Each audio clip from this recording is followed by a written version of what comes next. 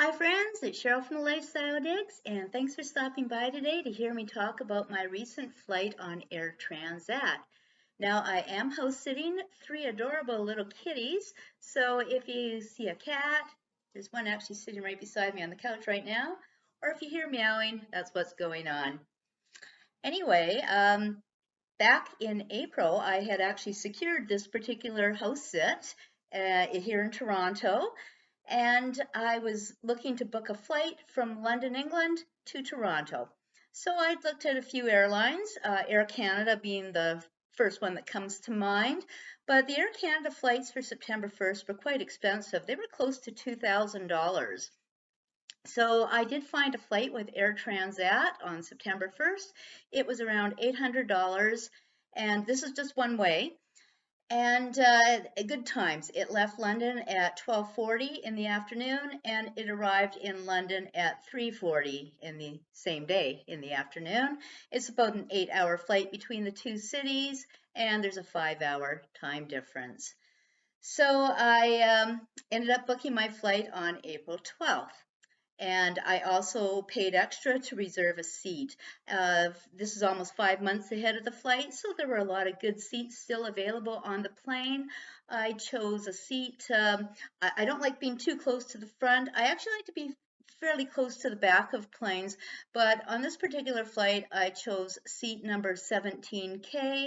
So that was away from the front, and it was a window seat. So I bought it. All was good. Um, now, I checked the flight details a few times leading up to September 1st, and actually about a month before, Air Transat jacked up the prices, so they were pretty close to Air Canada flights. The price went up about $1,000, which is pretty crappy in my opinion. Way overpriced these airline flights. And I also checked the seating arrangements, and I could see that somebody had booked uh, the aisle seat in my row 17, and that left the center seat in between us empty. So this is absolutely perfect because nobody is going to book a center seat in between two strangers. So it's probably going to remain empty, and that'll give both of us a little bit of extra elbow room. So, I should say the first thing I did on April 12th when I booked my reservation, I'm a vegetarian, so I wanted to book a vegetarian meal. And you cannot do that online. I made my booking online, but you cannot add a special meal request online with Air Transat, which sucks. So I had a phone. And now I'm on hold with the reservation agent, trying to get through to a reservation agent to talk to me. Now, if I wanted to be on hold forever and ever, I would have made my whole booking on by telephone instead of going on the internet on their webpage. And eventually somebody picks up. I give her my booking number, and I say I need to add a vegetarian meal. She puts me on hold. She comes back about 10 minutes later and says, "Thanks for holding. I'm still looking into this," and puts me back on hold. And I'm thinking, what? Am I the first person in Air Transat history to order a vegetarian meal or any type of special meal request? I don't know. But after about another 10 minutes, she comes back and she adds my vegetarian meal. So this took over 20 minutes of me being on hold, total combined hold. I don't consider when she came back and says, "Oh, I'm still looking into it. Got to put you back on hold."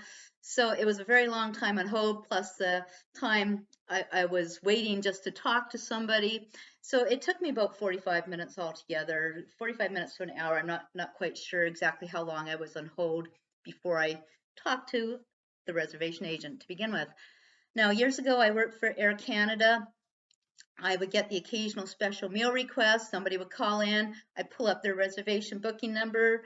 I'd add whatever type of meal they wanted. Thanks, goodbye. The whole process take 2 minutes from the beginning of the call to the end of the call, maybe not even 2 minutes. So I don't know why it should take between 20 and 25 minutes on the telephone to add a special meal, but that's just the way that Air Transat does things.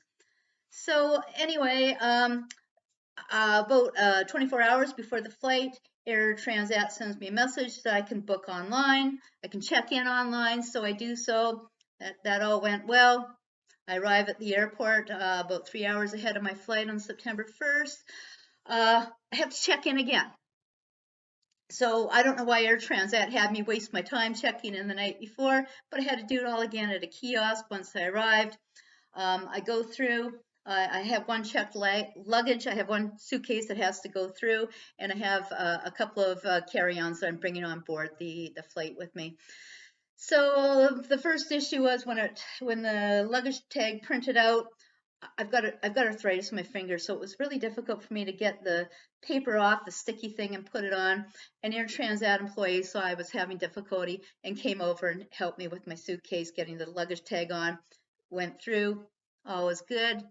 And I continued on to, I'm at Gatwick, London Gatwick Airport. So I continued through security, the usual security issues. And then I went to a waiting area, waiting for the gate number to be called for the Air Transat flight. So while I'm sitting in waiting for the gate number to be announced, I look at my boarding pass again on my phone, and I realize I am no longer sitting in seat 17K, the seat that I paid for 5 months earlier. I am now in seat 5K, and I'm not happy about it. I get on Twitter and I send a nasty tweet out to Air Transat letting them know I'm pretty livid about my seat number being changed without my consent. Eventually our gate number is called. I go over there, me and everyone else. The plane seats about 300 passengers, and it's just bedlam. We're going in, you have to walk down the stairs to get to the departure lounge, and there's also an elevator to take people down that are, don't have mobile, that they can't walk downstairs. So anyway, we're all lined up backstairs here, and I can hear them announcing various seats to come in and start boarding, but Jesus, over half the plane is still behind me, waiting just to get through the first checkpoint that we show our boarding pass, and then we can go through. And then I go to the second one, the gate agent, and now I talk to her and I say, my seat has changed and I'm not very happy about this. And basically she says, tough shit. She doesn't want to deal with me, and I get it. She's trying to load this entire plane, 300 passengers onto the plane. She doesn't want to deal with somebody who's not very happy that their seat got changed. So she gives me some bullshit story that at the last minute, Air Transat changed the plane and everyone's seat numbers got changed. So don't believe it for a minute. She's just trying to get rid of me. And I would have stayed there and argued the point, except I'm in a foreign country. I don't know the laws. I don't know if they're going to call the police and have me arrested because I'm challenging the gate agent, or if I'm going to be denied boarding. I have to get to Toronto because I have a house sit arranged, and this is not going good. So I proceed onto the plane and to my seat 5K. There's a couple sitting beside me, nice couple, no complaints there. And unfortunately, behind me is a parent traveling with their son, who is probably the worst behaved child I have ever seen on an airplane. This rotten little bastard never stopped talking the entire flight. He kept saying, well, the plane's loaded, are we flying yet? Are we flying yet? Are we flying yet? He must have said that at least 100 times before the plane actually did take off. And like I say, the kid just never shut up. But even worse than that, he was kicking my seat. And, that's an issue. I know a lot of people have dealt with this on planes where you have a badly behaved child behind you kicking your seat. And what was worse, I am in a window seat still. He puts his foot, his leg, through the gap between my seat and the exterior wall of the plane, and he starts kicking my arm. And then I turned around and I chewed out his dad. and the dad apologized. I mean, what else is he going to do? But sorry, but the kid became a little bit better behaved after that. I think the old man was kind of keeping an eye on him, but the kid just never shut up. I don't know why they didn't give him sleeping pills or something before they got on the plane. But if I had been in the seat that I paid for, 17K, none of this would have happened. I just had a horrible flight. Let's get back to that vegetarian meal for a minute. It was lasagna, veggie lasagna that wasn't very good, and a stale bun. This is Air Transat for you. Just not a good meal at all. And here's one more thing. After the meal, I asked for a ginger ale because I was thirsty, and she said, "Nope, we have tea or coffee." And I don't drink hot drinks. So I said, "Well, can I have a water?" I just wanted something cold to drink. Nope, tea or coffee, that's it. So I'm dealing with the ginger ale nazi now. I, and I was thirsty. For 5 hours, I didn't have anything to drink. My lips are getting dry on the flight. And people are always saying, "Oh, make sure you hydrate yourself on the plane." Well, Air Transat does not help in this regard. They won't serve you anything except what the flight attendants want to serve you when they want to serve you. I did finally get a ginger ale about 90 minutes before we landed when they brought out a snack, which was like a pizza bun type of thing, vegetarian, so that was fine. And I got a ginger ale then, so I was really thirsty. When I got to the house where I'm sitting, I was just drinking water like crazy. It was just awful. Anyway, I did file a complaint with Air Transat about my seat because basically they ripped me off. They took my money for seat 17K and they did not give me seat 17K. So Air Transat breached their contract with me. I have filed a complaint the day after I got back. Have not heard from Air Transat. I will escalate to a government website, and I have to give 30 days for Air Transat to respond or not respond before I can escalate it to the government. But that was mostly what I was so unhappy about, that I did not get the seat that I paid for.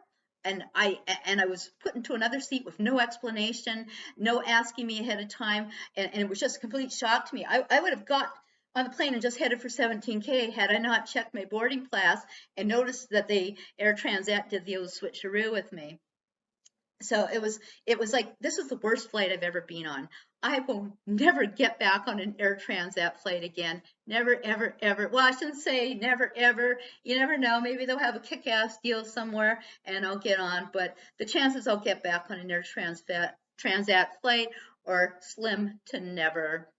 So anyway, I know this is probably just a really minor thing in light of people who have had real flights from hell, planes that crashed. In fact, you want to look up Air Transat flight number 236, the plane that ran out of fuel over the Atlantic Ocean in 2001, and the pilots did manage to land it. They glided 75 miles and managed to land it in the Azores. And this was partly due to the mechanic on the ground and pilot error. So the Canadian government fined Air Transat $250,000 for that one. So Air Transat goes down in the history books as getting the biggest fine in Canadian aviation history. So that's my rant today against Air Transat, ripping me off, charging me for a seat that they did not give me. So thanks for watching today. This is Cheryl from Lifestyle Digs. Bye for now.